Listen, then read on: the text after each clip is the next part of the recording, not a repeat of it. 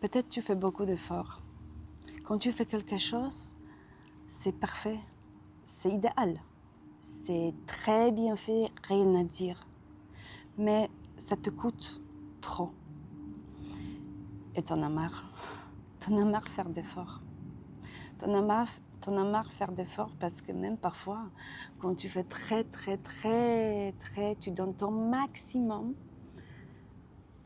tu ne réussis pas ce que tu veux vraiment. Et tu sais, moi je faisais toujours beaucoup d'efforts. Je faisais tout très bien. Et souvent les gens me disaient, oui, on peut toujours compter sur toi. Toi, comme tu fais très bien des choses. Chez toi, c'est toujours parfait, j'ai pas de doute. Enfin, et c'était même, ça me faisait même plaisir d'entendre tout ça.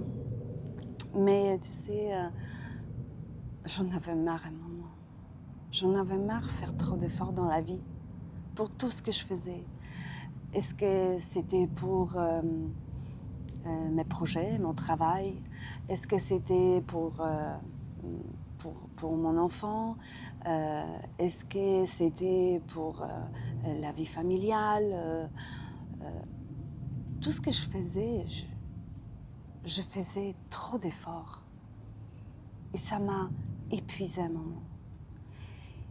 Et quand j'observais ce fonctionnement, j'ai compris que réellement j'étais aimée juste pour ça en fait. Quand je faisais beaucoup d'efforts et je réussissais à faire quelque chose d'idéal, c'est là où j'étais aimée quand j'étais enfant. Et c'est peut-être pas juste le moment, tu sais, que j'étais aimée, mais c'est là où ils m'ont dit. C'est là où, dans les yeux de mes parents, je voyais qui m'appréciaient, qui m'ont vu, que j'étais important. C'est quand je réussissais. Et ce fonctionnement, j'ai compris que c'est normal que je fonctionnais comme ça dans la vie plus tard. Parce que j'étais conditionnée pour ça. Il y avait beaucoup d'empathie à un moment en moi pour cette corps, cette psychique qui fonctionne tout simplement comme ça. Je ne connaissais pas faire quelque chose vite fait, bien fait. Je ne connaissais pas faire quelque chose à l'arrache. Je ne savais pas comment c'est faire juste vite fait ou olé olé, tu sais, qui disent comme ça souvent les gens, olé olé. J'aimais pas les gens olé olé parce que quand ils faisaient quelque chose sans vraiment aucun effort, j'étais jalouse. Et quand ils ont réussi quelque chose sans aucun effort, j'étais encore plus jalouse.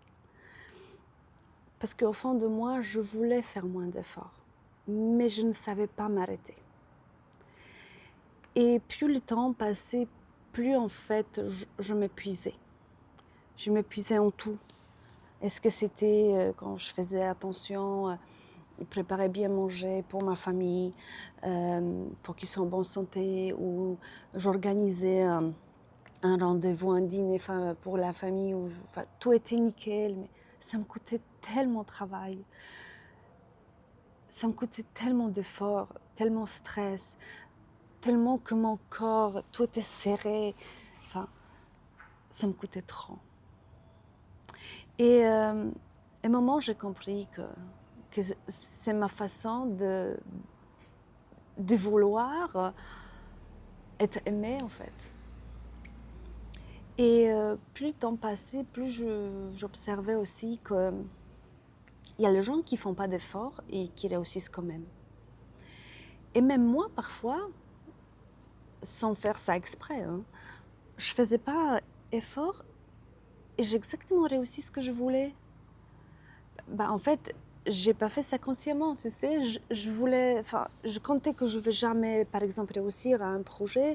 Donc, j'ai fait pour faire, parce que je me dis jamais j'ai réussi. Et à ce moment-là, j'ai réussi.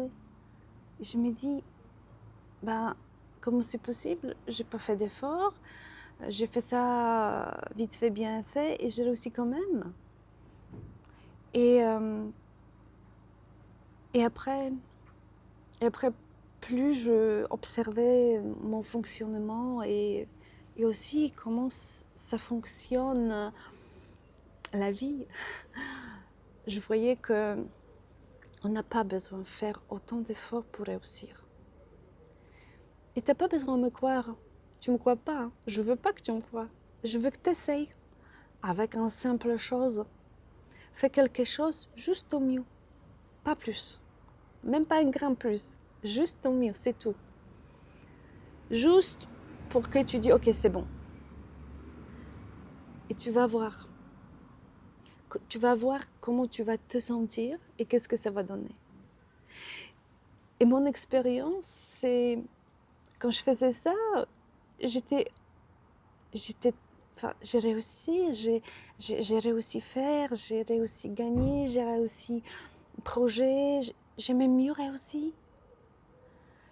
Et au début, il me fallut du temps pour apprendre, d'avoir confiance que je peux, par exemple, rendre le projet comme ça, que je peux faire quelque chose en me disant c'était mon mieux pour le moment.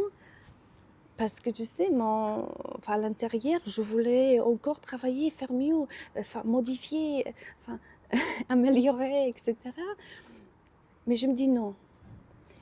Et en commençant par des choses simples, des vies quotidiennes, comme un repas, comme organisation d'un fête, comme... Je me disais, ou même, tu sais, pour soigner mon fils quand il était malade, je faisais ça vraiment step by step, jusqu'au que... Je ne vais pas dire j'ai appris 100%, mais vraiment j'ai réussi de me dire c'est mon mieux et ça suffit. Et mon corps, il m'a remercié. Parce que quand je faisais quelque chose avec autant de pression et beaucoup d'efforts, j'avais mal au dos, mal aux épaules, parfois mal à la tête. J'étais fatiguée.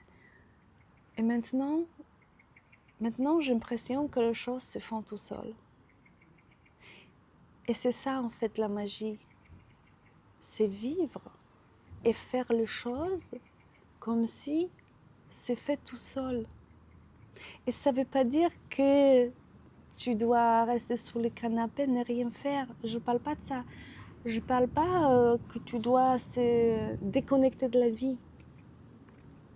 Je t'ai dit juste respecter ton corps, rythme, tes possibilités physiques aussi, mentales parfois. Et aussi d'avoir confiance pour la vie, que tout ce qui doit se passer va se passer. Et tout ce qui est mieux pour moi, ça va se faire. Ça va se faire tout seul. Et depuis que je fais ça, moi-même, je suis surprise. Je suis surprise des résultats. Parce que pour te dire honnêtement, avant, je pensais que c'est impossible. C'est impossible bien réussir, surtout dans la vie professionnelle. C'est impossible de réussir si on ne fait pas trop d'efforts. Que les choses sont parfaites. Je ne croyais pas.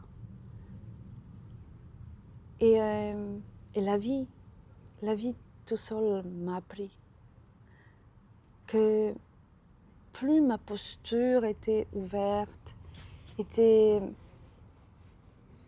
juste ce qu'il faut, ça suffit.